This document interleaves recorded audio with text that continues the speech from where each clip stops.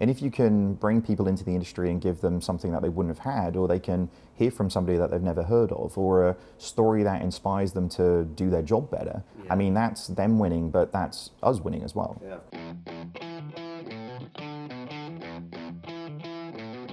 David from 11FS, thank you so much for joining us on the show. No problem at all. Thanks for having me. 11FS comes up a lot, right? The circles that we're in, the entrepreneurs that we meet, whether they're in banking or not, 11FS comes up a lot, which is a credit to what you've built. We've obviously seen the podcast that you do, but we're kind of turning the tables a bit. Seen today. or listen? Actually seen as well. Sure. Yeah. See his pretty face as well. Exactly. Just listening to it. But we want to chat a bit about 11FS, right? Because you're always interviewing people about what they do and what they've built and how they're changing the world. We want to chat how you're changing your world. All right. So 11FS from the beginning, I suppose. Why was 11FS founded, first of all? Yeah, I mean, again, thanks for having me on the show. Background really was before this, working in big agencies, big consultancies, big banks. You know, the premise for 11FS really was, you know, we talk a lot about digital banking being 1% finished, and what we mean by that really is we've seen really big organizations spending billions and billions and actually not really achieving anything. Okay. And that's through many different reasons. You know, it's through people having a good idea, or having a bad idea, or having a good idea and not being able to deliver it effectively. So from our perspective, it was really how do we establish an organization who can change that dynamic in the industry? Yeah. You say like 1% is complete and there's still 99% to go. What 1% do you think has been done properly? I think you know, people get very like, I mean, is that 1% statistically significant? And like, we get a lot of people, and actually it's much more metaphorical than that. You know, it sounds like a negative around the industry, but really to your point, the industry is moving so quickly that it's actually about the opportunity on the 99%. So with all of the regulatory change, with all of the new competition coming in, with, I mean, customers' expectations heightening in terms of actually what capability they get, it's all new from here. And fundamentally, what's made big organizations successful to get them to today is definitely not going to be the thing that gets them from here to there. We're in this sort of fundamental shift between analog and digital, and many of the big organizations are really struggling with, you know, how do they get from there to here? Yeah. When did you see the idea to kind of put 111 together? I want to say 111, 11FS, sorry, put that out. So I'll just ask again. Sure. Yeah. So I'll just take 111 on the brain. So when did you actually find the idea or put the whole thing together for 11FS? I mean, it's always been something that I thought I would do at some point, you know, not 11FS, but actually doing something. So like in my career, it was really about, you know, your education process for me really begins when you start work. So being in a situation where you can create an understanding that other people hasn't. So working in an industry from as many different angles as you can. It was really how do I acquire enough knowledge to then do it better myself? It's interesting. When you started 11FS, did you make a conscious decision that we need to be edgy, we need to be different, or was it just your personality came through and that's where the business was built? Because I can't imagine you walking in, you know, suit and boot to a bank, because that's not what you've built. You know? Do you know, I'd say to people a lot, it's like the thing that I wanted to create with the company is actually just like a place where you can be yourself. And I know that sounds like sort of startup CEO nonsense, but it's just a reality, because, you know, in a career where I've been a banker and a management consultant and had lovely suits and had lovely shoes and, you know, and all of these things. Where are they all gone? I mean, I've still got them. Like, it feels like memories that I want to get rid of, you know? But now that you can talk like you and act like you and really be you, then that's the culture that you want to create. When it comes to like why, it's really about just unleashing that talent. You know, there's no point bringing in somebody and getting them to pretend to be somebody else, because 30% of their brain is constantly going to be dealing with that. If somebody can really be them and be relaxed about what they're doing, you're going to get the best work out of them.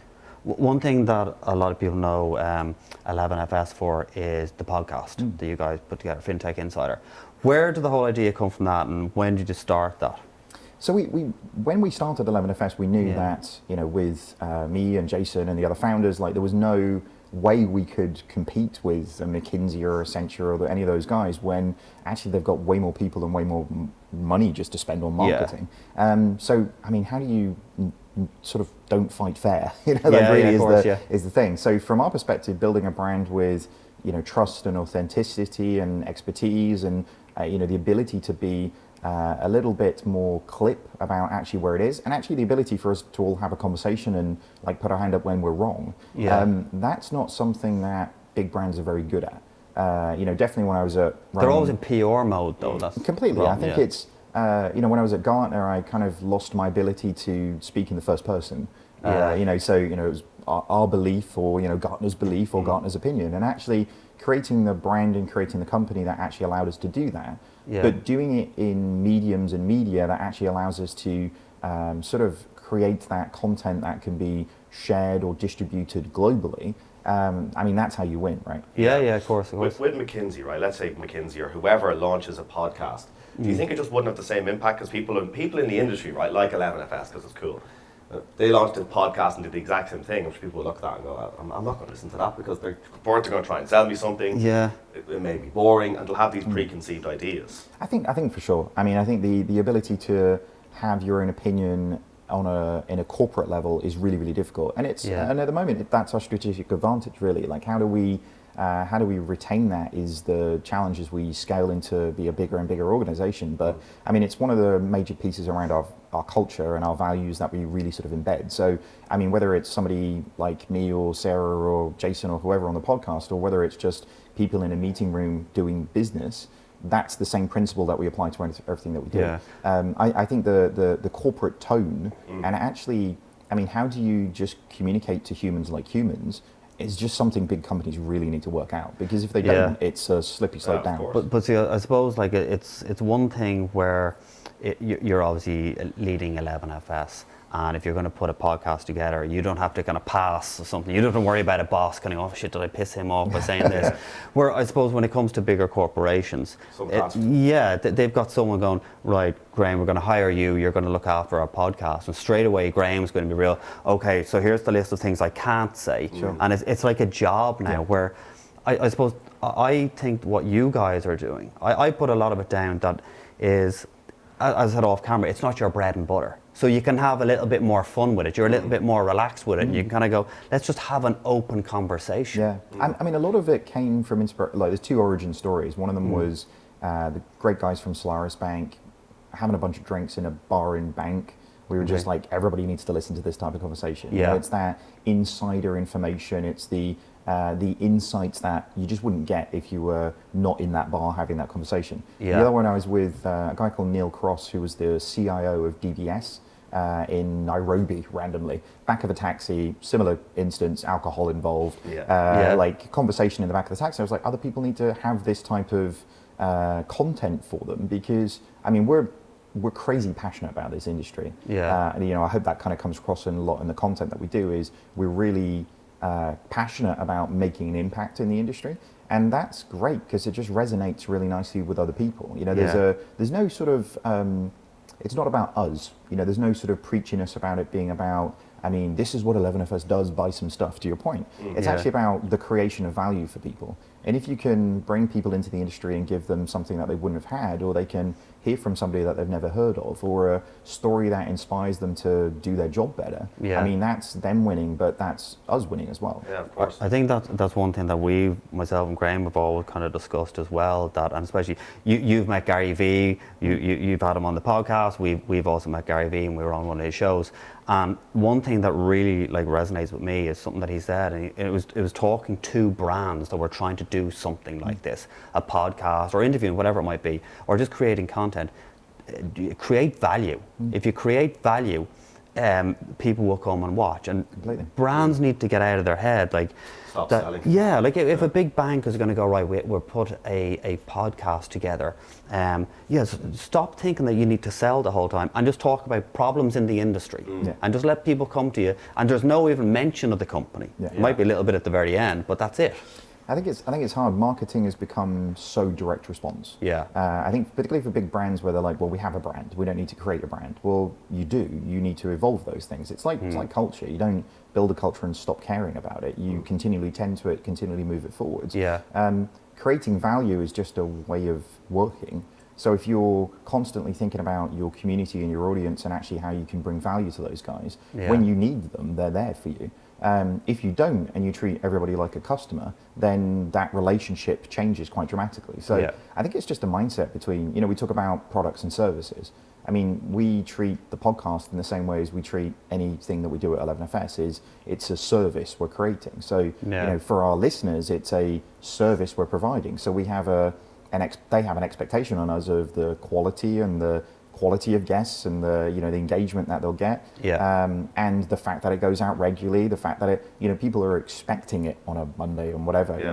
So but you like doing it. Yeah, I love that's the difference between brands and you like doing it. I mean, it's been nice. It's like programmatic view of our week, because I know I get to hang out with some of our guys every Thursday, and that's wonderful. Yeah, it's interesting. So you've scaled the business up right up now. It's nearly 130 employees-ish, right? Yeah. Are you hiring the same employees that other fintechs in London are trying to hire? Yeah, I mean, there's product managers, designers, engineers. We're depending on which part of the business that we're kind of looking at, it's different people. I think particularly in the media and marketing side of things, we've been, very different to how a lot of people have approached that stuff, because we've in-housed all of those things. So whether it's audiographers or videographers, we've gone that sort of media first route. Yeah. But the brand has been great because it kind of carries you through bringing in those types of people that you really want to. So, arguably, we're competing with the Monzos and the Revoluts for kind of people on the engineering front. And that's interesting because we interview the whole range of startups and scale-ups, right? And the big thing when a fintech company, there's obviously a lot of money in fintech in London at the minute, right? There's money pouring in. Well-funded, early-stage fintech companies. Yeah. They may not say it on. Some of them say it on camera, but they say it's really difficult because they are competing with Monzo and they are competing with Revolut. And it's really hard to find that talent, because when you're competing, it's great being that talent, though, isn't it? Of course, if you're in that much in demand. So how are you attracting that talent to 11FS instead of someone saying, well, I'm going to go Monzo, I'm going to go Revolut or Starling Bank, wherever they might go? Yeah, I think the brand really helps. I think creating an environment, we talk about how do you unleash talent.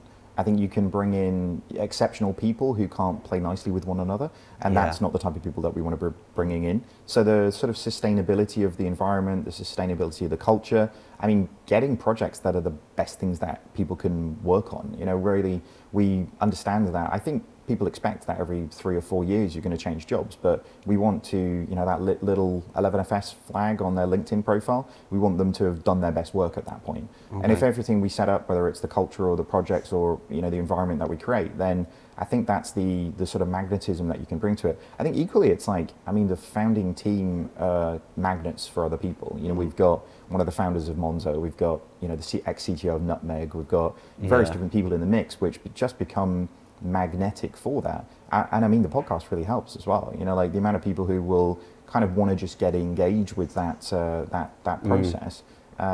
It all helps to kind of build the brand. Yeah, of course. Before we finish up, what's next for you guys, and how are you going to cover the other 99%? Well, the 99% I don't think will ever be done. Okay.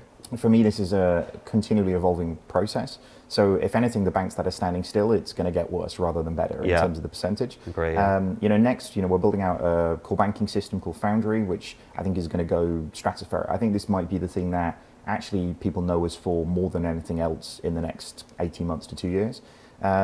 But other geographies, banking's a big world. Right now we're doing work in Singapore and Hong Kong and South Africa and the US from here. And at some point it's going to be easier to not keep flying to places and just start offices. So, in the not too distant future, then, the US is definitely on the cards. And I think, Hong Kong or Singapore will be as well. Amazing stuff. Well, David, it's great to finally have you on the show. Thank you so much. No problem. Thank you. Thank you.